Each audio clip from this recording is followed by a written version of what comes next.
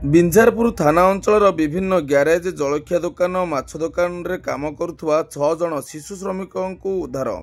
ବିଞ୍ଝାରପୁର ଥାନା ଅଧୀନସ୍ଥ ମଇନ୍ଦା, ଗୁହାଳି, ସୟଦପୁର, ବିଞ୍ଝାରପୁର ଆଦି ଛକରେ ବିଭିନ୍ନ ଗ୍ୟାରେଜ, ଜଳଖିଆ ଦୋକାନ, ମାଛ ଦୋକାନରେ କାମ କରୁଥିବା 6 ଜଣ ଶିଶୁ ଶ୍ରମିକଙ୍କୁ ବୁଧବାର ଦିବା 12 ଘଟିକା ସମୟରେ ଶିଶୁ ସୁରକ୍ଷା ବିଭାଗ ଦ୍ୱାରା ଉଦ୍ଧାର କରାଯାଇଥିବା ଦେଖିବାକୁ ମିଳିଛି।